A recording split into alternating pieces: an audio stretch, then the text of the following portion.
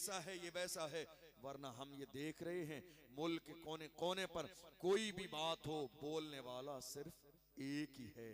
कोई भी बात हो, बोलने वाला सिर्फ एक ही है। कोई भी वही है जो बोलता है। बात अगर नमाज की हो, बोलने वाला एक ही है। बात मस्जिद की हो, बोलने वाला एक ही है। बात नामूस रिसालत की हो, बोलने वाला एक ही है। बात निकाह तलाक की हो, बोलने वाला एक ही है। बात सीए और एनआरसी की हो, बोलने वाला एक ही है। बात पहलू खान की हो, बोलने वाला एक ही है। बात कौमे मुस्लिम की हो, बोलने वाला वही है। हमने देखा है जिसकी टोपी पर नक्शे नालेने मुस्तफा मौजूद है, जिसकी टोपी पर नक्शे नालेने मुस्तफा मौजूद है, हम समझ गए जो मुस्तफा का वफादार होता है वो उम्मत का गद्दार कभी नहीं हो सकता। जिसने मोहम्मद अरबी सल्लल्लाहु अलैहि वसल्लम के नामूस पर पहरा दिया हो, वो कौम का गद्दार कभी नहीं हो सकता। दरअसल समझ मरते हैं जिंदगी के लिए, जीना मरना है सब कुछ नबी के लिए। डराने वाले आज हमारे अपने हैं, नाम आ जाएगा। याद रखिएगा, ये फिक्र बिलाल हबशी को नहीं थी, ये फिक्र सलमान फारसी को नहीं थी, ये फिक्र अम्मार बिन यासिर को नहीं थी, ये फिक्र सुहैब रूमी को नहीं थी। एक व्हील चेयर पे बैठने वाला भी इस फिक्र के लिए नहीं परेशान था। एक व्हील चेयर पे बैठने वाला वो मर्द कलंदर जिसने ऐसी ही सर्दी में, कोहरे के जमाने में, फैजाबाद के धरने में, दिसंबर की सर्दी में दुनिया की आंखों में आंखें डाल के कहा था, उन्हें जाना, उन्हें माना, न रखा गैर से काम, लिल्लाहिल हम्द में दुनिया से मुसलमान गया। नारे तकबीर, नारे रिसालत, नारे रिसालत, तहफ्फुज़े नामूसे रिसालत, नारे तकबीर। पैर सलामत हैं आपके, हाथ सलामत हैं आपके। ये डर और ये खौफ अपने सीने से निकालिए। अल्लाह का कुरान कहता है, फला तख्शवुन्नास वख्शौनी, ऐ लोगो तुम दुनियादारों से नहीं डरना है तो परवरदिगार से डरो। डरना है तो मुझसे डरो। अपने दिलों में मेरा खौफ इतना कर लो कि किसी और के खौफ की जगह बाकी न रहे।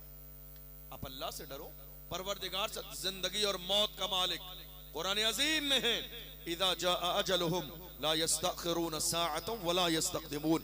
अल्लाह ने मौत का वक्त मुकर्रर कर दिया है, न एक लम्हा पहले आएगी न एक लम्हा बाद में आएगी।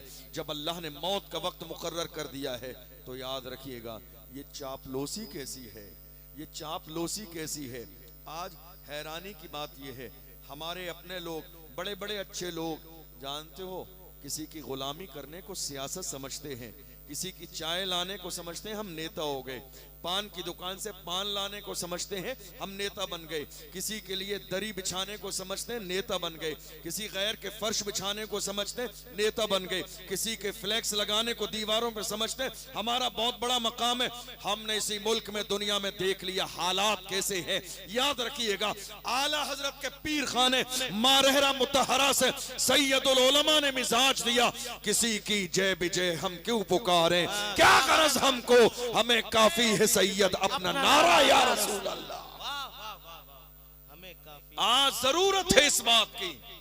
ये कौम जानते हो, मुल्क के कोने कोने पर जो हालात खराब हैं, उसकी सबसे बड़ी वजह यह है सियासत में हिस्सेदारी का न होना।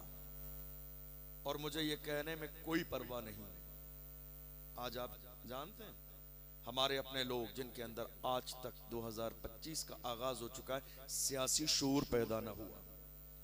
हत्ता कि हमने देखा, अगर हमारे उलमा मस्जिदों में मौजूदा दौर की क़यादत पर बात करें, लीडरशिप पर बात करें, तो पूरी पूरी कमेटी नाराज हो जाती है।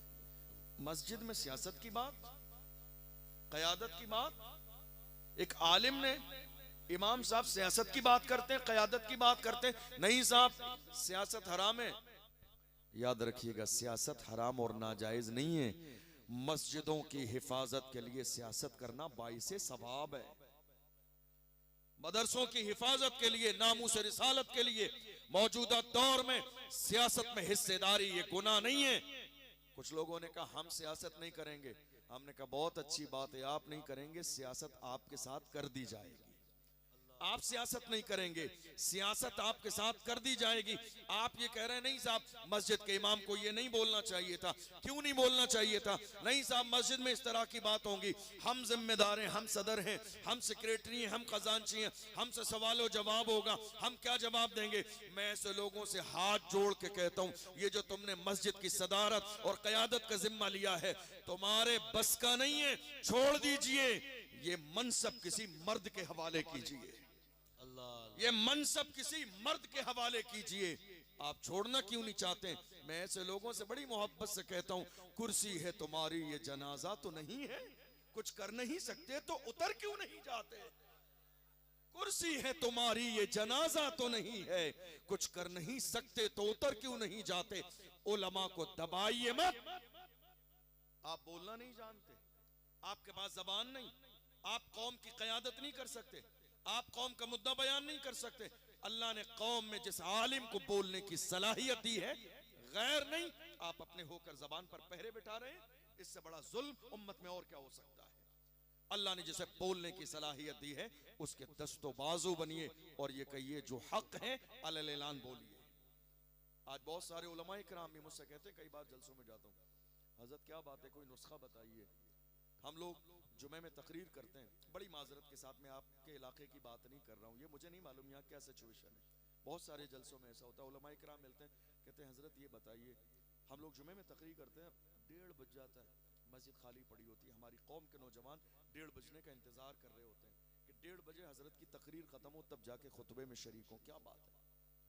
मैंने कहा दरअसल बात यह है, एक जमाना हो गया वही फजीलतें करामतें सुनते हुए परेशान हो गए मेरी कौम के जवान, ये सब बातें सुनते हुए, ऐसी बातें न जिसका कोई सर है न पैर है, ऐसी बातें सुनते हुए जो जहां कोई मौजू नहीं है, जहां कौम का फायदा नहीं है। याद रखिएगा ये जुमे का खिताब पूरी कौम मुस्लिम के लिए हफ्ते भर के लिए पैगाम और दर्स है। इसकी बाज़ाब्ता तैयारी हो, इसका मौजू फिक्स किया जाए और बाज़ाब्ता कौम को एक हफ्ते के लिए मैसेज दिया जाए। हजरत फिर नुस्खा बताइए। मैंने कहा नुस्खा सिर्फ इतना है, आज जुमा है, अगले जुमे के लिए ऐलान कर दीजिए मेरी कौम के जवानों, अगले जुमे को मस्जिद में खिताब मोहम्मद बिन कासिम पर होगा, देखना मस्जिद की एक सब भी खाली नहीं रहेगी। अगले जुमे को खिताब सलाहुद्दीन अय्यूबी पर होगा, एक भी सब खाली नहीं बचेगी।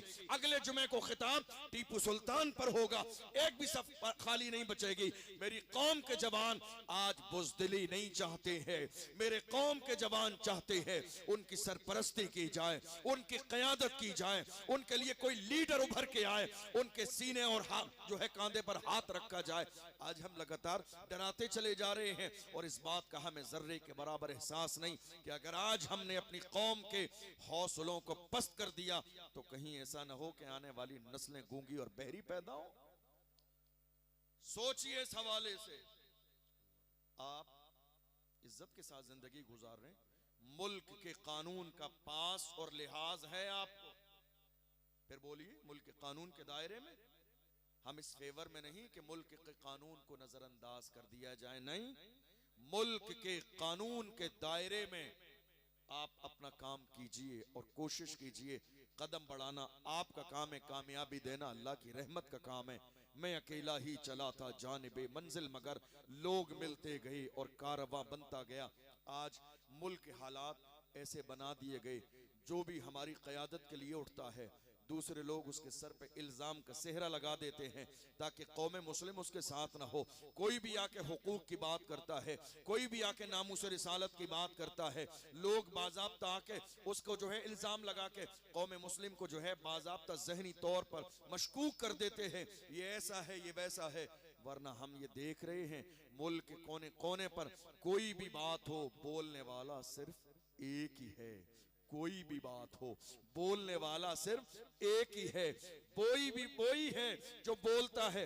बात अगर नमाज की हो बोलने वाला एक ही है, बात मस्जिद की हो बोलने वाला एक ही है, बात नामूस रिसालत की हो बोलने वाला एक ही है, बात निकाह तलाक की हो बोलने वाला एक ही है, बात सीए और एनआरसी की हो बोलने वाला एक ही है, बात पहलू खान की हो बोलने वाला एक ही है, बात कौम मुस्लिम की हो बोलने वाला वही है। हमने देखा है जिसकी टोपी पर नक्शे नालेने मुस्तफा मौजूद मौजूद है, जिसकी टोपी पर नक्शे नालेने मुस्तफा मौजूद है, हम समझ गए जो मुस्तफा का वफादार होता है वो उम्मत का गद्दार कभी नहीं हो सकता। जिसने मोहम्मद अरबी सल्लल्लाहु अलैहि वसल्लम के नामूस पर पहरा दिया हो वो कौम का गद्दार कभी नहीं हो सकता। दरअसल ये साजिश है, ये साजिश है दुनिया की कि आप किसी उठने वाली आवाज के हिमायती ना बने। ये साजिश है दुनिया की कि जो कयादत तैयार हो रही है वो कयादत जमीन के अंदर दफन कर दी जाए। ये साजिश है दुनिया की। दुनिया किसी भी उठने वाली कयादत को इतनी आसानी के साथ हजम करने के लिए तैयार नहीं होती है।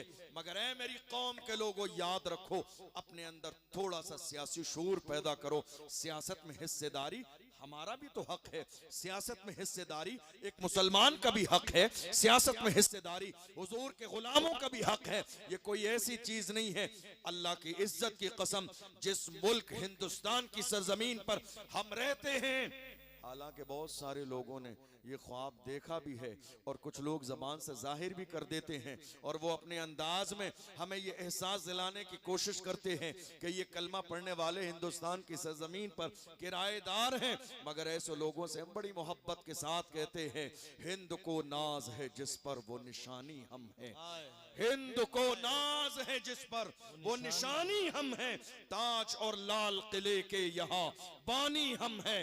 न घबराओ मुसलमानों, खुदा की शान बाकी है, अभी इस्लाम जिंदा है, अभी कुरान बाकी है।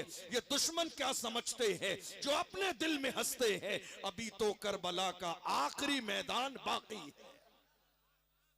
हिंदुस्तान जब पड़ा वक्त चमन पे तो लहू हमने दिया, जब पड़ा वक्त चमन पे तो लहू हमने दिया।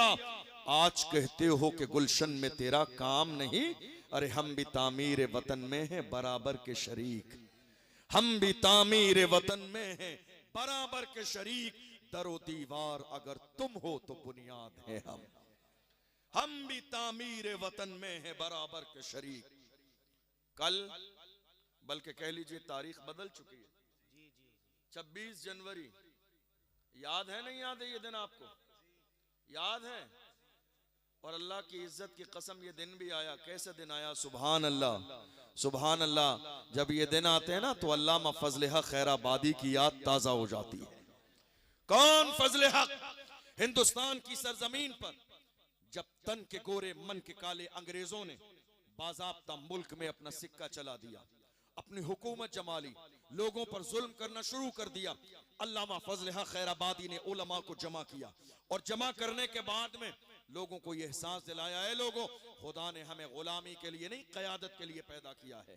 हम अंग्रेजों की गुलामी किसी भी कीमत पर कबूल करने के लिए तैयार नहीं है।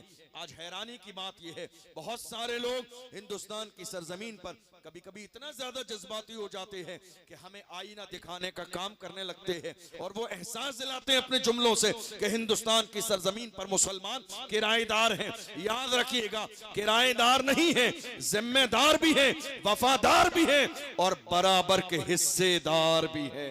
बेशक बेशक, बराबर के हिस्सेदार भी हैं। अल्लामा फजल हक खैराबादी ने इसे आलम में जमा किया उलमा को और अंग्रेजों के खिलाफ फतवे जिहाद तैयार हुआ। आप जानते हैं किसी मुहिम का आगाज करना बहुत इंपॉर्टेंट होता है।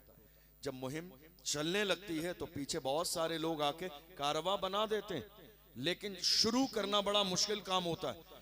अल्लामा फजल हक खैराबादी ने जिहाद का फतवा दिया अंग्रेजों के खिलाफ।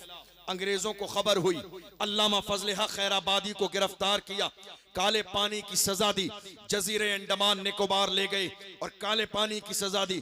ऐसे आलम में जब अल्लामा फजल हक खैराबादी अंग्रेजों के हाथ गिरफ्तार कर लिए गए थे, एक अंग्रेज ऑफिसर ने आके कहा था, मौलाना अब भी वक्त है, अंग्रेजों के खिलाफ जो आपने फतवा जिहाद दिया है वापस ले लो, आपकी जान बख्श दी जाएगी, आपको हुकूमत में मनसब दिया जाएगा, आपको रहने के लिए मकान दिया जाएगा, कोई ना कोई ओहदा दे दिया जाएगा, दुनिया की दौलत दी जाएगी। जानते हो हमारे सूरमा कैसे थे? अल्लामा फजल हक खैराबादी ने जब ये जुमले सुने थे तो आपने उस अंग्रेज के चेहरे पर थूक दिया, उस अंग्रेज के चेहरे पर थूक दिया और कहा, जालिम, हम मोहम्मद अरबी के गुलाम हैं। हमारे कलम का पावर यह है, जो हमारे कलम से फतवे लिख दिए जाते हैं, हुकूमतें बदल जाती हैं, फतवे नहीं बदलते। हुकूमतें बदल जाती हैं, फतवे नहीं बदलते हैं। इस मुल्क की आजादी के लिए अल्लामा फजल हक खैराबादी को काले पानी की सजा दी गई। आज बहुत सारे लोग खुली आंखों से ख्वाब देख रहे हैं। डॉक्टर राहत इंदौरी ने कहा था, लगेगी आग तो आएंगे घर कई जद में। यहाँ पे सिर्फ हमारा मकान थोड़ी है, जो आज साहिबे मसनद हैं कल नहीं होंगे, किराएदार हैं जाती मकान थोड़ी है। सभी का खून है शामिल यहाँ की मिट्टी में, किसी के बाप का हिंदुस्तान थोड़ी है।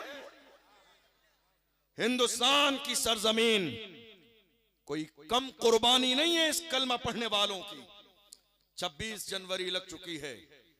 आज उन महान शख्सियात का थोड़ा सा जिक्र करूं ताकि आपको मालूम पड़े इस मुल्क की सरहद और सीमा के लिए आपने कितनी बड़ी कुर्बानियां दी हैं। और ये कुर्बानियां सिर्फ 1857 तक महदूद नहीं थी। मुसलमान इस मुल्क की तिरंगे की इज्जत के लिए आज भी तैयार है।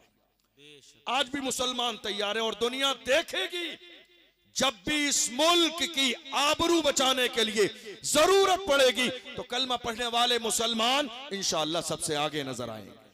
इसलिए कि मुसलमानों को यह मिजाज मिला हुआ है, जहां रहना है उस जगह से मोहब्बत करनी है। और अल्हम्दुलिल्लाह हमारा हाल यह है, हम अपने बुजुर्गों की तारीख सिर्फ इसलिए पढ़ते हैं ताकि हमें यह एहसास रहे कि हमारे बुजुर्गों ने हमें क्या पैगाम दिया है। इसी मुल्क की आजादी में अशफाकुल्लाह खान ने भी हिस्सा लिया। कौन अशफाकुल्लाह खान? जिन्हें मुहिम चलाने के बाद अंग्रेजों ने गिरफ्तार किया और सजा कैसी दी जानते हैं? अशफाकुल्लाह खान के जिस्म को जलाया। जिस स्त्री से आप अपने कपड़े प्रेस करते हैं ना, उसको गर्म किया और पूरे जिस्म पर लगाई अंग्रेजों ने। जब खाल जल गई तो उस पर लाके नमक लगाया। इस मुल्क की आजादी के लिए किसी और की नहीं, हमारी कुर्बानी। जले हुए जिस्म पर नमक लगाया और उसके बाद कहा, अब भी वक्त है, बाज आ जाओ। तो ऐसे आलम में अंग्रेजों के सामने भी अशफाकुल्लाह खान ने ललकार के कहा था, सरफरोशी की तमन्ना अब हमारे दिल में है, देखना है जोर कितना बाजुए कातिल में है, वक्त आने पर बता देंगे तुझे ये आसमां, हम अभी से क्या बताएं क्या हमारे दिल में है। नारे तकबीर, नारे रिसालत। कौन है ये? कौन है ये? किसी गैर की नहीं, हमारी कुर्बानी है हमारी। फिर भी हमसे ये गिला है कि वफादार नहीं, फिर भी हमसे ये गिला है कि वफादार नहीं। अरे हम वफादार नहीं, तू भी तो दिलदार नहीं। फिर भी हमसे ये गिला है कि वफादार नहीं। और आगे बढ़िए। इसी मुल्क की आजादी के लिए अल्लामा फजल हक खैराबादी ने मुहिम चलाई। अशफाकुल्लाह खान ने जान दी। एक बहुत बड़ा नाम, अल्लामा सैयद किफायत अली काफी। कौन? कौन जानते हैं? जब कोई बेबाक होता है, जब कोई बोलने लग जाता है, जब कोई डरता नहीं है, जब कोई खौफ नहीं खाता है, जब कोई परेशान नहीं होता है, तो दुनिया के लोग उससे पूछते हैं, क्या बात है, डरते नहीं हो, खौफ नहीं खाते हो, रंजीदा नहीं होते हो, परेशान नहीं होते हो? इसका मतलब यह है कि बाज़ाब्ता दुश्मनों के सामने अगर इंसान इतना बढ़ चढ़ के बोल सकता हो तो मतलब यह है कि शायद उसका बैकग्राउंड बहुत ज्यादा मजबूत है। जानते हो आज कितने लोग पूछते हैं, क्या बात है, डर नहीं लगता है, दबते नहीं है, बैकग्राउंड बहुत मजबूत है। मैंने कहा हाँ, बैकग्राउंड इतना मजबूत है, हम दबते नहीं है। बात सिर्फ इतनी है, क्या दबे जिस पे हिमायत कहो पंजा तेरा, शेर को खतरे में लाता नहीं कुत्ता तेरा। कौन? सैयद किफायत अली काफी। कौन किफायत अली? जरा शजरा तलाश कीजिए, बेबाकी को देखकर शजरा तलाश कीजिए।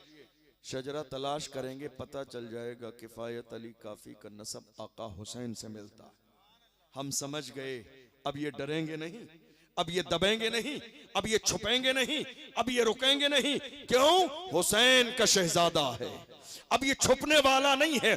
22,000 का लश्कर जर्रार आया था हुसैन के हाथ को लेने के लिए और ऐलान किया था यजीदियों को हुसैन का हाथ चाहिए, मगर आका हुसैन ने ऐलान फरमाया 22,000 के लश्कर के सामने, ऐ यजीदियों तुम क्या समझते हो, ये हुसैन का पाक हाथ है, जो हाथ रसूलुल्लाह के हाथों में रहा हो, जिसे फातिमा ने चूमा हो, जिसे अली ने सीने से लगाया हो, जिसे अबू बकर ने चूमा हो, जिसे फारूक आजम ने चूमा हो, हुसैन का वो पाक हाथ यजीदियों के नापाक हाथ में हरगिज़ नहीं जाएगा।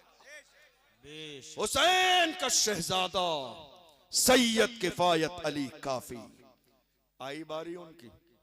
अंग्रेजों ने उन्हें भी इस मुहिम में अलग अलग शहरों में जाके मुल्क की आजादी की मुहिम चलाई। अंग्रेजों ने पकड़ लिया और आपको मालूम है बड़ी अच्छी बात, पकड़ा कैसे?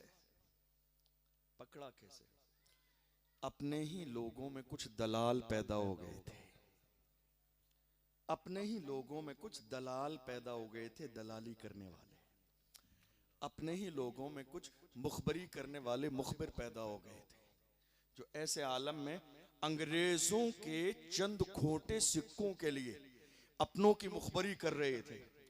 अल्लामा सैयद किफायत अली काफी को गिरफ्तार किया गया और अंग्रेजों ने कहा इन्होंने गद्दारी की है मुल्क के साथ, अंग्रेजों के साथ, इन्हें फांसी की सजा दी जाएगी। बाज़ाब्ता मुरादाबाद के चौराहे पर फांसी का ऐलान कर दिया गया अल्लामा सैयद किफायत अली काफी का। और हाल ये हुआ रमजान का महीना है, 27 रमजान है, असर और मगरिब के दरमियान का वक्त है। अल्लामा सैयद किफायत अली काफी के गले में फांसी का फंदा डालने के बाद अंग्रेजों ने कहा मौलाना तुम्हारी कोई आखिरी ख्वाहिश हो तो बयान करो, फांसी का फंदा गले में है। ऐसे आलम में भी मुस्तफा के इस आशिक ने पुकार के कहा था मेरी आखिरी ख्वाहिश सुनना चाहते हो तो सुनो, कोई गुल बाकी रहेगा, ने चमन रह जाएगा, पर रसूलुल्लाह का दीने हसन रह जाएगा। अतलसो कम ख्वाब की पोशाक पर नाजा न हो, इस तने बेजान पर खाकी कफन रह जाएगा। हम सफीरो बाग में है, कोई दम का चहचहा, बुलबुलें उड़ जाएंगी, सूना चमन रह जाएगा। नाम शाहाने जहां मिट जाएंगे लेकिन यहाँ हश्र तक नामो निशाने पंजतन रह जाएगा। जो पढ़ेगा साहिबे लौला के ऊपर दुरूद, आग से महफूज उसका तन बदन रह जाएगा। कुर्बानी दी है कुर्बानी, तब जाके मुल्क आजाद हुआ है। मुसलमान किराएदार नहीं, जिम्मेदार भी हैं, वफादार भी हैं और बराबर के हिस्सेदार भी हैं। जब पड़ा वक्त चमन पे तो लहू हमने दिया, आज कहते हो कि गुलशन में तेरा काम नहीं। दरअसल बात इतनी है कि हमारी कौम के नौजवान भूल गए अपने आबा व अजदाद की तारीख को, भूल गए। इसीलिए दुनिया आज कभी कहती है खामोशी से सुन के चले आते हैं। बताइए दुनिया को, इस मुल्क की सरजमीन पर हम किराएदार के तौर पर नहीं, अल्हम्दुलिल्लाह हमारे बाप दादा ने, हमारे असलाफ ने, हमारे अकाबिर ने इस मुल्क की आज़ादी के लिए कुर्बानियाँ दी हैं, तब जाके ये शान से तिरंगा लहराता है। और आने वाले ज़माने में जब भी तिरंगा की अज़मतों को बचाने के लिए ज़रूरत पड़ेगी तो मुसलमान कुर्बानी देने में सबसे आगे नजर आएंगे।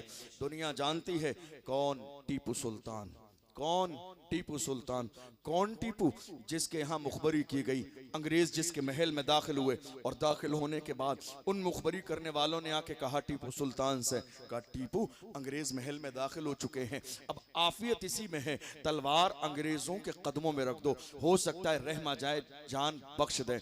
ऐसे आलम में उस मर्द मुजाहिद ने ललकार के कहा था जालिमों तुम्हें अंदाजा नहीं टीपू सुल्तान का, टीपू वो है जिसकी माँ ने कभी बगैर वजू के दूध न पिलाया है, टीपू वो है जिसकी माँ ने बगैर वजू के कभी दूध नहीं पिलाया है। टीपू उस माँ का बेटा है जिसकी माँ ने तहज्जुद की नमाज पढ़ के हाथ उठा के दुआ की है, ऐ अल्लाह मेरे बेटे को सलामत रखना। वो जुमला जो आज पूरी दुनिया में सुनहरे हरफों से लिखा हुआ है, वो जुमला इसी वक्त में कहा था। टीपू सुल्तान ने कहा, शेर की एक लम्हे की जिंदगी गीदड़ की 100 साला जिंदगी से बेहतर है। शेर की एक लम्हे की जिंदगी गीदड़ की 100 साला जिंदगी से बेहतर है। जान दे देंगे मगर अंग्रेजों के सामने पेशानी नहीं झुकाएंगे, क्योंकि हम मोमिन हैं। हमारी पेशानी झुकेगी तो सिर्फ परवरदिगार के सामने झुकेंगे। हमारी तारीख है ये। हम न कभी डरने वाले थे, न दबने वाले थे, न झुकने वाले थे, न बिकने वाले थे, न रुकने वाले थे। कलमा पढ़ने वालों का अंदाज ये था, मैं रुकने का नहीं, अर्शो फर्श की आवाज से मुझे जाना है बहुत आगे हदे परवाज से। आज मेरी कौम के जवान हौसले पस्त किए बैठे हैं। मैं कहता हूँ हौसले पस्त हैं क्यों, अज़्म जवाब पैदा कर, उठ जमाने में कयामत का समा पैदा कर। कौन इसी मुल्क में, और आगे बढ़िए, रंगून की जेल में बहादुर शाह जफर के शहजादों के कटे हुए सर अंग्रेजों ने थाली में रखकर पेश किए और उन्हें यह एहसास दिलाया अब काम खत्म हो चुका है तुम्हारा। अंग्रेजों ने कहा, दमदमे में दम नहीं, अब खैर मांगो जान की। ऐ जफर ठंडी हुई शमशीर हिंदुस्तान की। तो ऐसे आलम में भी बहादुर शाह जफर ने कहा था, गाजियों में बू रहेगी जब तलक ईमान की, गाजियों में बू रहेगी जब तलक ईमान की, तख्त लंदन तक चलेगी तेग हिंदुस्तान की। गाजियों में बू रहेगी जब तलक ईमान की, तख्त लंदन तक चलेगी तेग हिंदुस्तान की। अल्हम्दुलिल्लाह हमें फख्र है कि हम हिंदुस्तानी हैं, हमें फख्र है कि ये मुल्क हमारा है, हमें फख्र है कि इस मुल्क की इज्जत और आबरू के लिए मुसलमान हमेशा तैयार रहते हैं और तैयार रहेंगे। मगर आज की तारीख में मैं अपनी कौम के जवानों से कहना चाहता हूँ, जवानों जरा गौर करो, तुम्हारी जवानी का मकसद क्या है? क्या अल्लाह ने तुम्हें जवानी सिर्फ अय्याशियों के लिए दी है? क्या जवानी सिर्फ शराब के लिए दी है? क्या जवानी सिर्फ जिना के लिए दी है? क्या जवानी जो है इंटरनेट पर बाज़ाब्ता जिना का मवाद देखने के लिए दी है? क्या जवानी आपकी वालिदैन की नाफरमानी के लिए है? हरगिज़ नहीं। याद रखिएगा, अल्लाह देना जानता है तो दे के वापस लेना भी जानता है। बड़े बड़े सूरमा इसी दुनिया में आए हैं, बड़े बड़े दारा और सिकंदर इसी दुनिया में आए हैं। मौत के फरिश्ते ने आके उनके दरवाजे पे दस्तक दी, ना आज उनका नाम जिंदा है, ना उनकी फिक्र जिंदा है, ना उनका मिशन जिंदा है। आपको शायद ये एहसास नहीं कि मुसलमानों के जवान कैसे होते थे। डॉक्टर इकबाल से पूछिए, इकबाल से कहिए जरा पुराने जमाने की तारीख, आपने पूरी दुनिया घूम कर देखी है, जरा पुराने जमाने की तारीख बताएं। डॉक्टर इकबाल से कहिए, आप बताइए हमारी तारीख क्या थी? तो डॉक्टर इकबाल बताएंगे, ऐ मेरी कौम के जवानों, तुम्हारी तारीख ये थी, टल न सकते थे अगर जंग में अड़ जाते थे, पांव शेरों के भी मैदान से उखड़ जाते थे, तुझसे सरकश हुआ कोई तो बिगड़ जाते थे, तीर क्या चीज है हम तोप से लड़ जाते थे, शान आंखों में न जचती थी जहांदारों की, कलमा पढ़ते थे हम छांव में तलवारों की, हम जो जीते थे तो जंगों की मुसीबत के लिए या रसूल अल्लाह, और मरते थे तेरे नाम की अजमत के लिए। दश्त तो दश्त है, दरिया भी न छोड़े हमने, बहरे जुल्मात में दौड़ा दिए घोड़े। ये किसी और की नहीं हमारी तारीख है। लेकिन आज हैरानी की बात यह है, कहां जा रहे हैं हमारे जवान, कहां जा रहे हैं आप? शायद आपको खुद भी एहसास नहीं इस बात का कि आज आपकी जवानी कैसी गुजर रही है। आपको मालूम है, मौजूदा दौर का अलमिया यह है, हमारे शहरों में, अलग अलग शहरों में, बड़ी माजरत के साथ नौजवानों की हर मोहल्ले में कमेटियां मौजूद हैं।